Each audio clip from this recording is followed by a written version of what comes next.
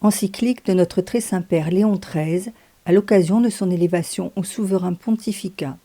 Inscrutabili Dei Concilio.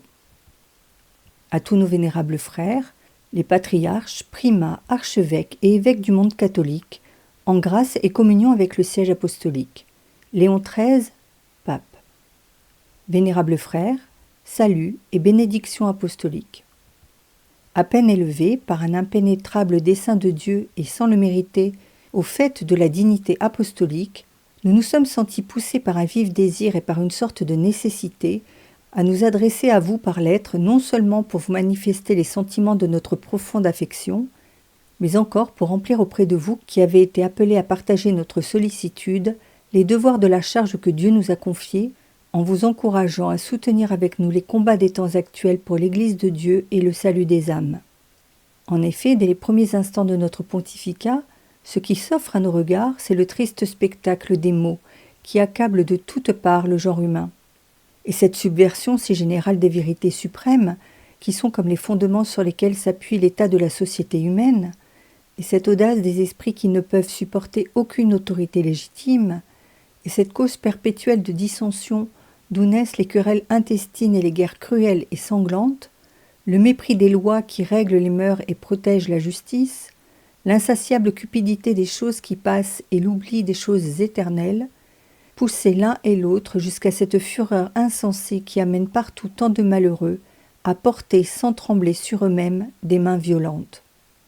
L'administration inconsidérée de la fortune publique, la profusion, la malversation, comme aussi l'impudence de ceux qui, commettant les plus grandes fourberies, s'efforcent de se donner l'apparence de défenseurs de la patrie, de la liberté et de tous les droits, enfin cette sorte de peste mortelle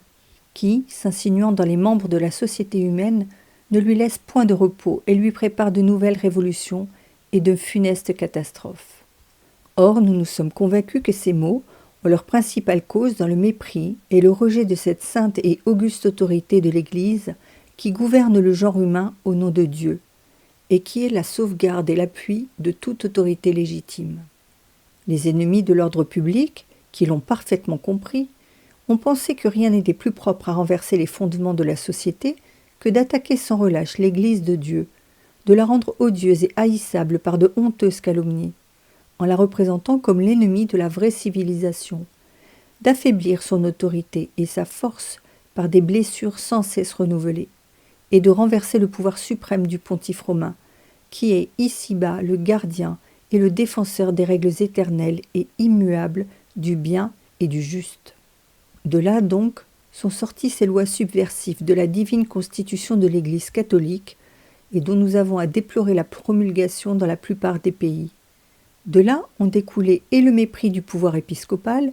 et les entraves mises à l'exercice du ministère ecclésiastique et la dispersion des corps religieux et la confiscation des biens qui servaient à nourrir les ministres de l'Église et les pauvres. De là encore ce résultat que les institutions publiques, consacrées à la charité et à la bienfaisance, ont été soustraites à la salutaire direction de l'Église. De là cette liberté effrénée d'enseigner et de publier tout ce qui est mal, pendant qu'au contraire on viole et on opprime de toute manière le droit de l'Église à l'instruction et à l'éducation de la jeunesse. Et ce n'est pas à notre but qu'on s'est proposé en s'emparant du principat temporel que la divine providence avait accordé depuis de longs siècles au pontife romain, pour qu'il pût user librement et sans entrave pour le salut éternel des peuples du pouvoir que Jésus-Christ lui a conféré. Si nous avons rappelé ces funestes et innombrables maux, vénérables frères, ce n'est pas pour augmenter la tristesse qu'un si déplorable état des choses fait naître en vous par lui-même, mais c'est parce que nous comprenons qu'à cette vue, vous reconnaîtrez quelle est la gravité de la situation qui réclame notre ministère et notre zèle. Et avec quelle sollicitude nous devons travailler en ces temps malheureux à défendre et à garantir de toutes nos forces l'Église du Christ et la dignité de ce siège apostolique attaqué par tant de calomnies.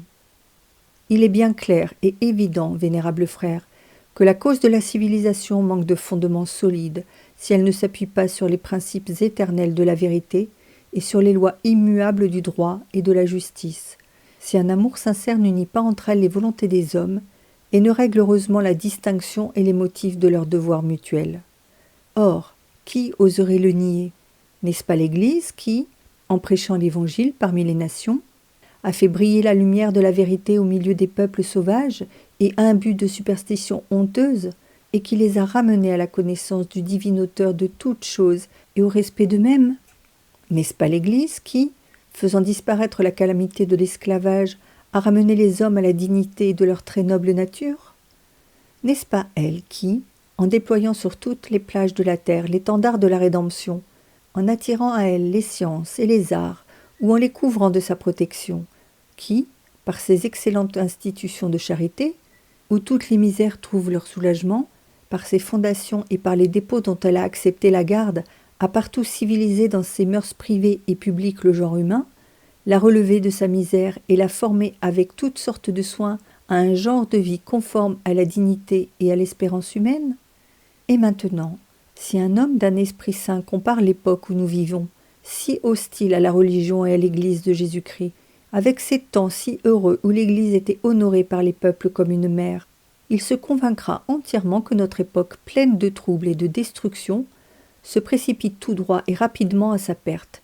et que ces temps-là ont été d'autant plus florissants en excellentes institutions, en tranquillité de la vie, en richesse et en prospérité, que les peuples se sont montrés plus soumis au gouvernement de l'Église et plus observateurs de ses lois.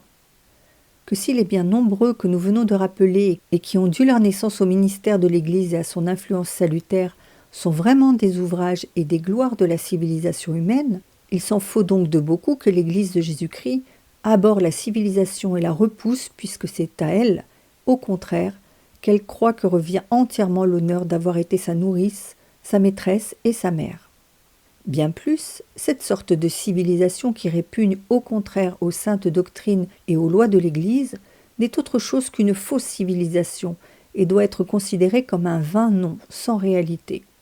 C'est là une vérité dont nous fournissent une preuve manifeste ces peuples qui n'ont pas vu briller la lumière de l'Évangile. Dans leur vie, on a pu apercevoir quelques faux dehors d'une éducation plus cultivée, mais les vrais et les solides biens de la civilisation n'y ont pas prospéré.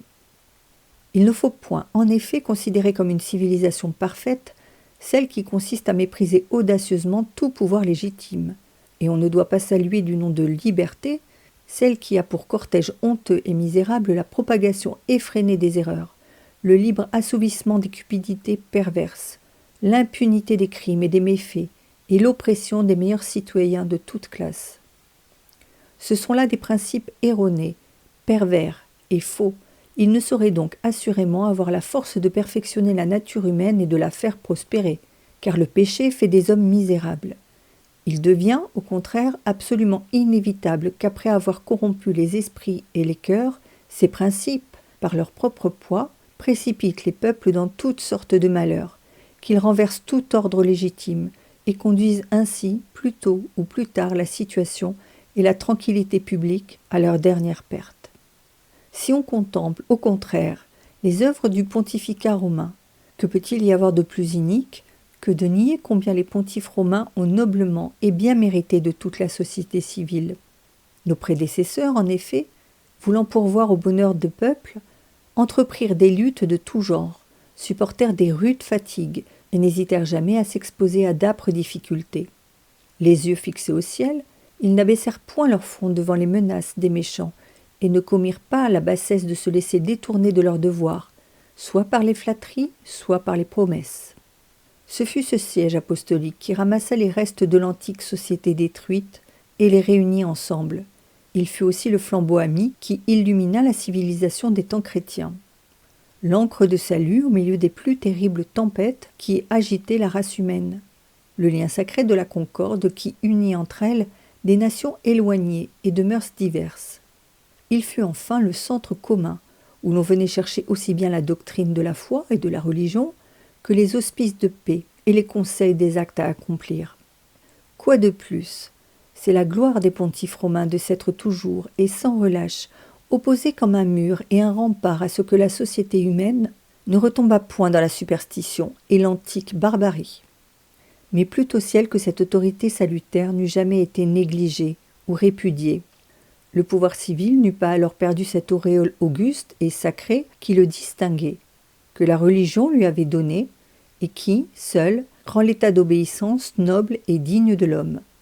On n'aurait pas vu s'allumer tant de séditions et de guerres, qui ont été la funeste cause de calamités et de meurtres. Et tant de royaumes autrefois très florissants, tombés aujourd'hui du fait de la prospérité, ne seraient point accablés sous le poids de toutes sortes de misères. Nous avons encore un exemple des malheurs qu'entraîne la répudiation de l'autorité de l'Église dans les peuples orientaux, qui, brisant les liens très doux qui les unissaient à ce siège apostolique, ont perdu la splendeur de leur antique réputation, la gloire des sciences et des lettres et la dignité de leur empire. Or, ces admirables bienfaits que le siège apostolique a répandus sur toutes les plages de la terre, et dont font foi les plus illustres monuments de tous les temps, ont été spécialement ressentis par ce pays d'Italie, qui a tiré du pontificat romain des fruits d'autant plus abondants que, par le fait de sa situation, il s'en trouvait plus rapproché. C'est en effet au pontife romain que l'Italie doit se reconnaître redevable de la gloire solide et de la grandeur dont elle a brillé au milieu des autres nations. Leur autorité, leurs soins paternels, l'ont plusieurs fois protégée contre les vives attaques des ennemis, et c'est d'eux qu'elle a reçu le soulagement et le secours nécessaires pour que la foi catholique fut toujours intégralement conservée dans le cœur des Italiens. Ces mérites de nos prédécesseurs, pour n'en point citer d'autres, nous sont surtout attestés par l'histoire des temps de saint Léon le Grand, d'Alexandre III, d'Innocent III, de saint Pie V, de Léon X et d'autres pontifes, par les soins et sous les auspices desquels l'Italie échappa à la dernière destruction dont elle était menacée par les barbares, conserva intacte l'antique foi et, au milieu des ténèbres et de la barbarie d'une époque plus grossière, développa la lumière des sciences et la splendeur des arts, et les conserva florissants. Ils nous sont attestés encore par cette sainte ville, siège des pontifes, qui a tiré d'eux ce très grand avantage d'être non seulement la plus forte citadelle de la foi, mais encore d'avoir obtenu l'admiration et le respect du monde entier en devenant l'asile des beaux-arts et la demeure de la sagesse. Comme la grandeur de ces choses a été transmise au souvenir éternel de la prospérité par les monuments de l'histoire, il est aisé de comprendre que ce n'est que par une volonté hostile et une indigne calomnie, employées l'une et l'autre à tromper les hommes, qu'on a fait accroire par la parole et par les écrits que ce siège apostolique n'était qu'un obstacle à la civilisation des peuples et à la prospérité de l'Italie.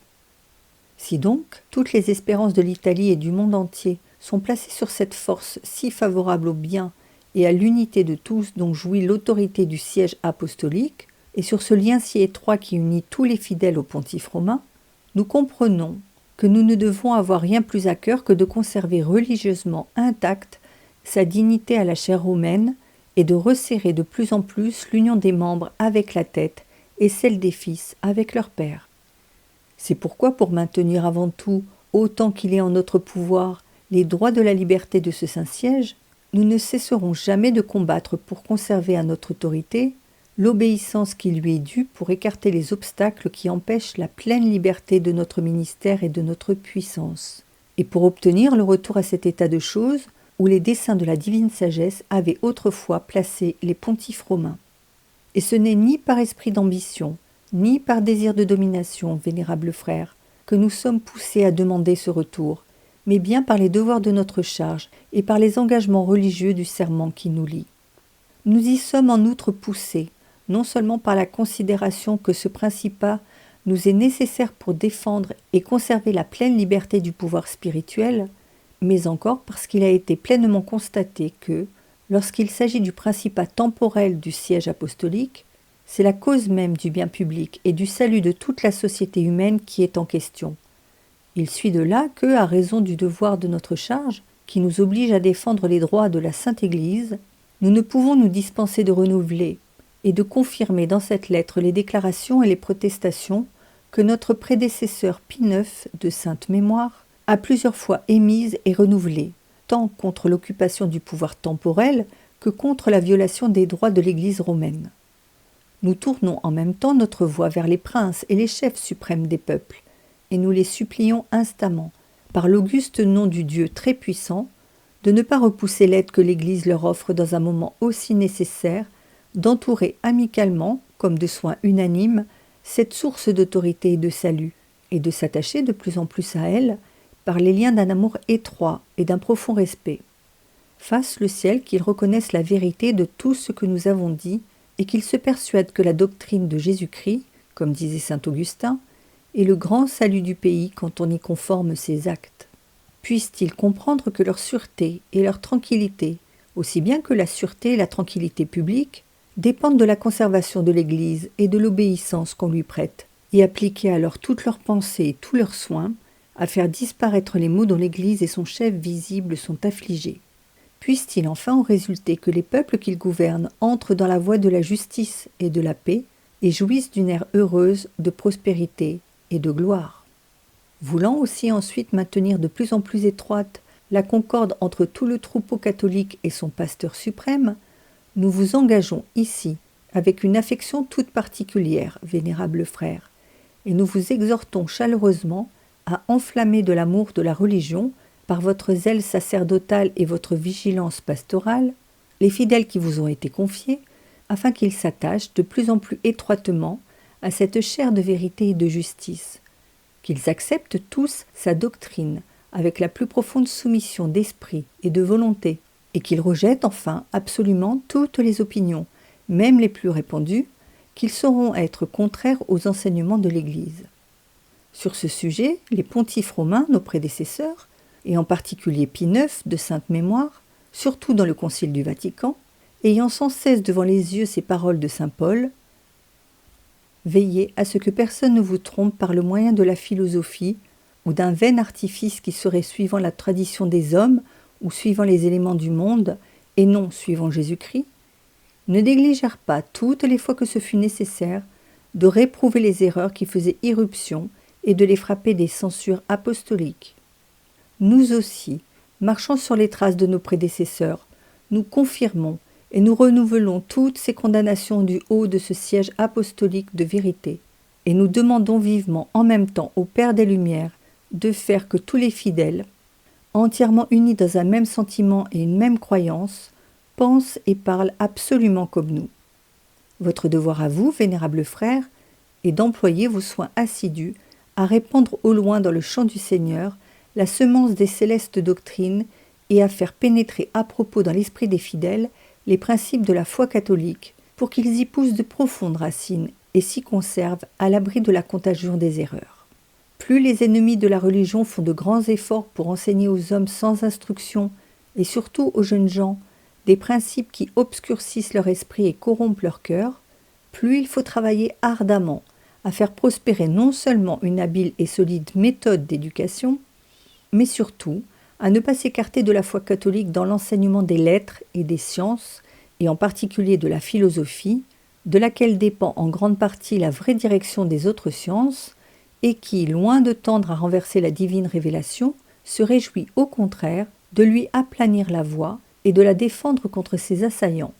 comme nous l'ont enseigné par leur exemple et leurs écrits, le grand Augustin et le docteur Angélique, et tous les autres maîtres de la sagesse chrétienne.